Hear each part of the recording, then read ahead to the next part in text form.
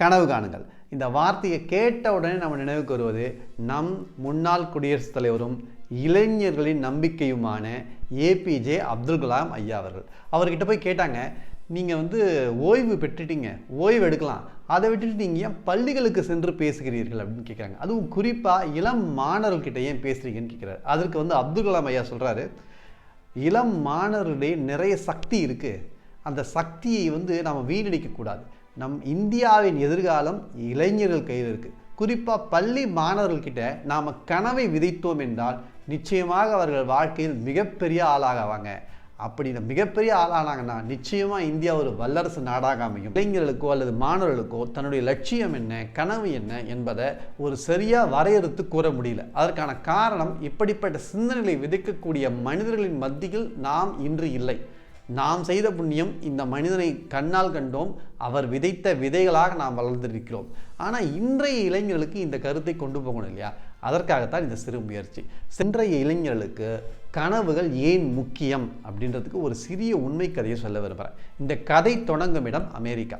அமெரிக்காவில் கொஞ்சம் சற்று முற்காலத்துக்கு போவோம். அதாவது ஜான் எஃப் கென்னடி அவர் அமெரிக்காவின் ஜனாதிபதியாக இருந்த காலம். அவர் என்ன பண்ணுறாருன்னா, அந்த வெள்ளை மாளிகையில் இருக்கார், அந்த ஒயிட் ஹவுஸில் இருக்கார். அவர் பார்வையாளர் நேரம்னு ஒன்று ஒதுக்குவாங்க. அப்படி இருக்கும்பொழுது பொதுமக்கள்லாம் அவரை போய் பார்க்கலாம். அப்படி அந்த பொதுமக்களாக ஒரு சிறிய இளைஞன் துருன்னு இருந்தான்.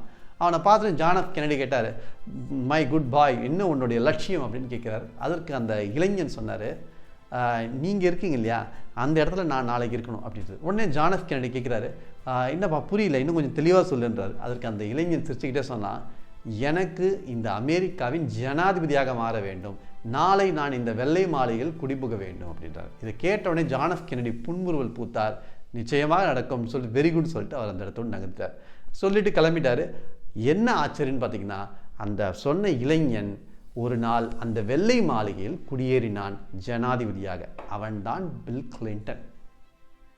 ஆக அந்த இளைஞன் சொன்னது வெறும் வார்த்தை இல்லை, ஒரு தீர்க்கமான எண்ணம், தீர்க்கமான தரிசனம், அவனுடைய கனவு. அந்த கனவை நினைவாக்குவதற்கு அவனுடைய உழைப்பு ஒரு மிகப்பெரிய உழைப்பாக இருந்தது. ஆனால் அவனுடைய பாதை அவனுக்கு தெரிஞ்சிருக்கு. அந்த இளைஞனாக இருக்கும் பொழுதே ஒரு கேள்வி கேட்கும் பொழுது நான் ஜனாதிபதி ஆகணும்னு சொல்லியிருக்கான். அதே போல் அந்த ஜனாதிபதி பதவியிலும் போய் உட்கார்ந்தான். இது ஒரு உண்மை கதை. கதையை கேட்ட உடனே பல பேருக்கு வரக்கூடிய எண்ணம்னா, அது எப்படிங்க நம்மனா நடந்துருமா, நம்பிக்கை மட்டும் போதுமா அப்படின்னு கேட்கலாம்.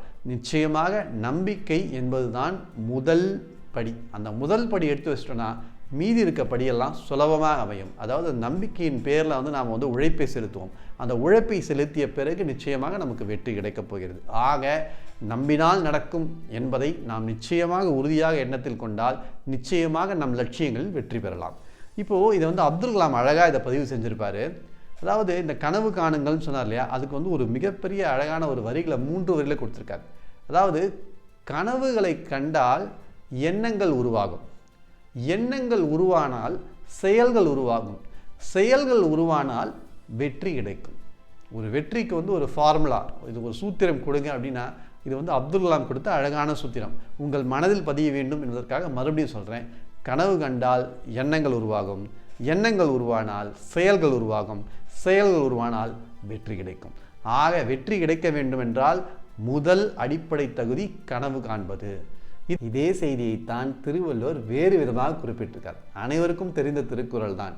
அதாவது வெள்ளத்தனையது மலர் நீட்டம், மாந்தரதம் உள்ளத்தனையது உயர்வு.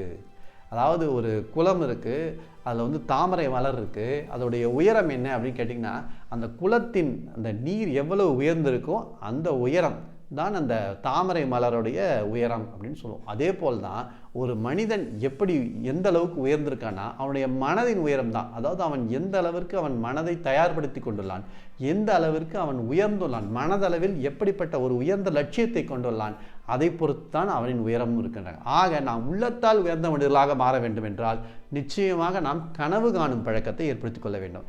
இன்றைக்கும் அப்துல் கலாம் ஐயா சொன்ன கனவு காணுங்கள் என்ற வாக்கியத்தை இளைஞர்கள் சரியாக புரிந்து கொள்ளவில்லை. கனவு காணுங்கள்லாம் என்னன்னு பார்த்தீங்கன்னா, நம்முடைய லட்சியத்தை நம்முடைய செயல்களில் கொண்டு வர வேண்டும். அதாவது அந்த லட்சியத்தை பற்றியே நாம் சிந்தித்து கொண்டிருக்க வேண்டும். அந்த சிந்தனை நம் உடலில் முழுவதுமாக கலந்திருக்க வேண்டும். அப்படி இருக்கும்போது என்ன ஆகும் தெரியுமா, நீங்கள் ஒரு விஷயத்தை சிந்திச்சு கொண்டே இருங்க, அந்த சிந்தனை உங்களுக்கு கனவாக கூட வருவதற்கான வாய்ப்புகள் உண்டு.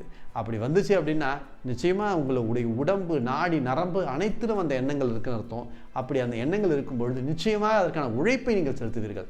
அப்படி உழைப்பை செலுத்தும் போது நிச்சயமாக வெற்றி என்பது உங்களுக்கு கிடைத்தே தீரும். சரி, கனவு காணுங்கள். இதை என் வாழ்க்கையில் எப்படி பயன்படுத்துறதுன்னு நான் ஒரு சிறிய உத்தி சொல்கிறேன். காலையில் எழுந்திருக்கும் பொழுது உங்களுடைய முதல் எண்ணம் என்ன இருக்குன்னா, உங்களுடைய கனவு தான் இருக்கும். அதாவது நான் இந்த தேர்வில் நிச்சயமாக வெற்றி பெறுவேன், நான் என்னுடைய தொழிலை இந்த மாதத்தில் தொடங்குவேன் அப்படின்னு நீங்கள் காலையில் ஒரு வாட்டி, தூங்க போகிறதுக்கு முன்னாடி ஒரு வாட்டி, அதாவது நீங்கள் சொல்லி பார்த்துக்கணும். என்னுடைய கனவை ஏன் அப்படின்னா, நீங்கள் சொல்லும் பொழுது தான் உங்கள் உள்ளத்தில் அது பதியும். உங்கள் உள்ளத்தில் பதிய பதிய அதற்கான செயல்பாடுகளை நீங்கள் தொடங்குவீர்கள். தூங்க போகிறதுக்கு முன்னாடியும் நீங்கள் சொல்லிக்கணும், நான் இந்த தேர்வு நிச்சயமாக வெற்றி பெறுவேன், அதற்காக கடினமாக உழைப்பேன், நான் இந்த தொழிலை நிச்சயமாக ஒரு வெற்றிகரமான தொழிலாக மாற்றி காட்டுவேன். இந்த வாக்கியங்களை உங்களுக்குள் செலுத்தும் பொழுது நிச்சயமாக ஒரு நேர்மறையான எண்ணங்களும் நேர்மறையான செயல்பாடுகளும் உங்கள் வாழ்க்கையில் நடப்பதை காண்பீர்கள்.